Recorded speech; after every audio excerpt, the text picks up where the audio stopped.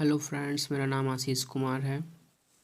आज हम बात करेंगे पुनर्जागरण टॉपिक पर, जो कि बहुत ही इम्पोर्टेंट टॉपिक है यूपीएससी के लिए। यहीं से शुरुआत होती है यूपीएससी के सिलेबस की, पुनर्जागरण से स्टार्ट होती है। तो हम बात करेंगे पुनर्जागरण टॉपिक पर। दोस्तों, यूरोप में एक जगह थी कुस्तुनतुनिया। उधर पर क्या हुआ था, ये जो जगह है ये कुस्तुनतुनिया नाम से जानी जाती थी। इधर पे क्या हुआ था कि उस्मानियाई तुर्कों ने यहाँ पे कब्जा कर लिया। तो ये जो जगह थी, पहले ये व्यापार के लिए जगह बहुत ही समृद्ध जगह थी, क्योंकि ये आपस में व्यापार होता था इधर से पूर्वी देशों और पश्चिमी देशों का, यानी यूरोप और एशिया का मुख्य रूप से। तो ये बहुत ही समृद्ध नगर था। इधर पे बड़े बड़े विद्वान रहते थे। बेसिकली लैंड रूट से ही पहले व्यापार होता था, थोड़ा बहुत होता था जो होता था समुद्र से, यहाँ आसपास बगल बगल। तो ज़्यादातर ये लैंड रूट से होता था। तो वो जो मेन जगह थी, जंक्शन था, उधर पर उस्मानियाई तुर्कों ने कब्जा कर लिया। तो उधर में जो क्या कहते हैं विद्वान लोग थे, वो अपनी अपनी पांडुलिपि लेके भागे इटली की तरफ। इटली में क्यों भागे? इटली में गए इसलिए क्योंकि वो वहाँ पे सामंत का उतना अच्छी स्थिति नहीं थी, मतलब समृद्ध नहीं था उतना सामंत। तो वहाँ पे लोगों को लगा कि हाँ, ये जगह सही है बाकी यूरोप की जगह। तो ये लोग जाके वहाँ बस गए। ये लोग वहाँ जाके ये जो अपने साथ पांडुलिपि और ये सब लेकर जो गए, शास्त्र वगैरह, उन्हें वहाँ पे बताया लोगों को कि बताओ पहले कितनी अच्छी व्यवस्था थी, अब बताइए आप लोग तो कुछ कर ही नहीं रहे हैं, आप लोग युवा लोग हैं, कितनी अच्छी व्यवस्था थी पहले, अब देखिए कितना शोषण हो रहा है। तो महान साहित्यकार उभरे, दांते, पेट्रार्क, ये सब थे। तो उसी समय क्या हुआ था कि प्रिंटिंग प्रेस की स्थापना हुई जर्मनी में, गुटेनबर्ग ने की, करीब करीब 15वीं शताब्दी के मध्य में। तो ये जो पांडुलिपि, ये जो लोगों विद्वानों ने बताया था कि ऐसी ऐसी व्यवस्था थी यूनानी सभ्यता में, रोमन साम्राज्य में। तो इन्होंने क्या किया कि लोकल लैंग्वेज में, पहले क्या था कि वो लैटिन और ग्रीक भाषा में था, तो इन साहित्यकारों ने लोकल लैंग्वेज में उसको पब्लिश कर दिया। अब लोगों के हर जगह गई, ये पब्लिश हुई, मतलब सब लोगों के पास पहुंची, लोगों ने पढ़ा और समझा कि बताओ पहले की व्यवस्था कितनी अच्छी थी, अब की व्यवस्था कितनी बेकार है। कहते हैं कि धन मत इकट्ठा कीजिए, आप तो पापी हैं अगर धन इकट्ठा करते हैं, और दूर तलक मत जाइए व्यापार करने, वरना गिर जाएंगे, पृथ्वी चपटी है। अगर आपको स्वर्ग चाहिए तो आप क्षमा पत्र खरीदिए, वरना आप नरक में जाएंगे।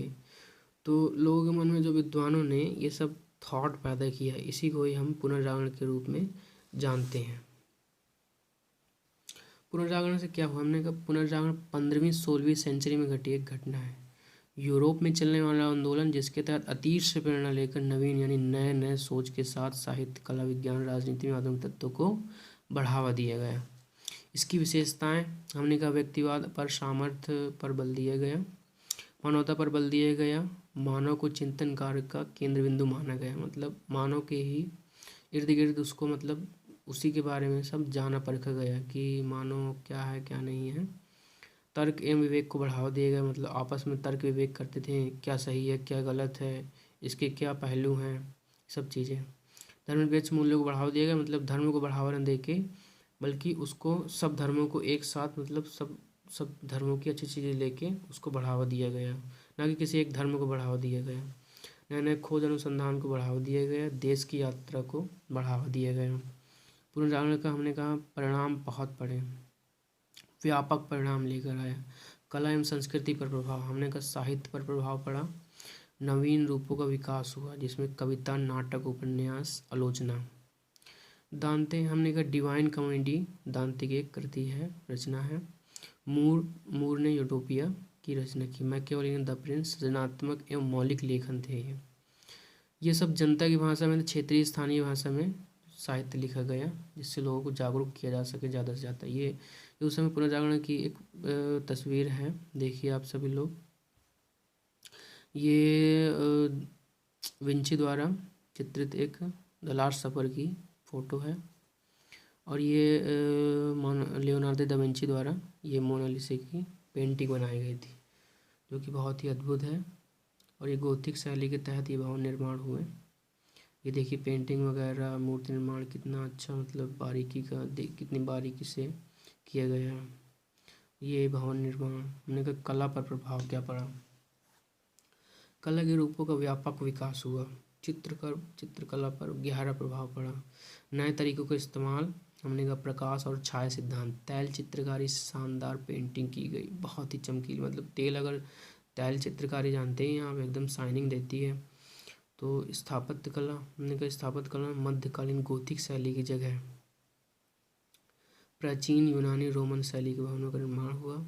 हमने कहा मूर्तिकला, हमने कहा मानव मूर्ति निर्माण पर बल दिया गया, मानवीय सौंदर्य को बढ़ावा दिया गया। संगीत नृत्य कला, हमने कहा कर्णप्रिय एवं आधुनिक संगीत, ऑर्केस्ट्रा, ओपेरा को बहुत ही बढ़ावा दिया गया। मतलब जो कर्णप्रिय, मतलब जो लोगों को पसंद आया ज़्यादा, उसी को ज़्यादा बढ़ावा दिया गया।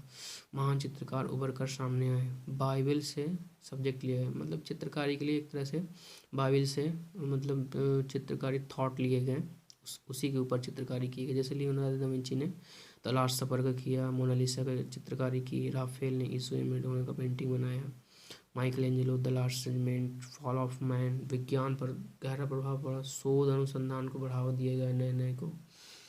खगोलिकी में नई खोज, कापरनिकस ने अपने गणितीय सिद्धांत से बताया लोगों को कि पृथ्वी गोल और पृथ्वी सूरज का चक्कर लगाती, लेकिन वो सबके सामने ये बात नहीं ला सके।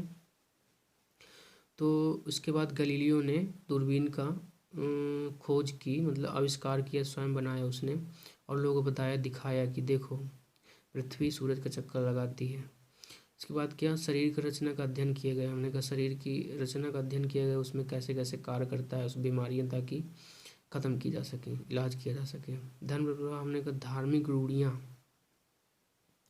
रूढ़ियों, कृतियों, आडंबर पर सवाल। इसी के तहत हमने कहा ये सब होने के बाद सीधे धर्म सुधार आंदोलन की शुरुआत हो गई।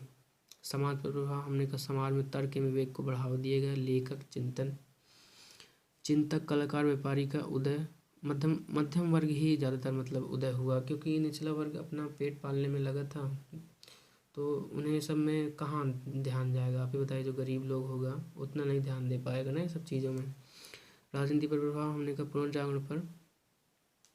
पुनर्जागरण और धर्म सुधार आंदोलन ने मिलकर सामंतवाद और चर्च को कमज़ोर किया। उस समय राजनीति में क्या था कि राजा सर्वोच्च स्थिति में था और सामंत चर्च ये बिचौलिए थे, ये जनता का बहुत शोषण करते थे।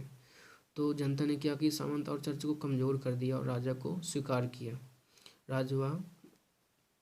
राजा को पावरफुल बनाया, राष्ट्रीय राज्यों का उदय हुआ। आर्थिक प्रभाव, हमने कहा पूंजीवादी अर्थव्यवस्था का उदय एवं विकास, जिसमें व्यापार वाणिज्य को बढ़ावा दिया गया ज़्यादा से ज़्यादा। वाणिज्यिक पूंजीवाद, हमने कहा बैंक, बीमा, वित्तीय संस्थान, समुद्र पारीय निगम, मतलब बाहर भेजा कि हाँ जाओ इधर से व्यापार करो, इधर से व्यापार करो, ज़्यादा से ज़्यादा बुलियन इकट्ठा करो। बुलियन मतलब सोना चांदी।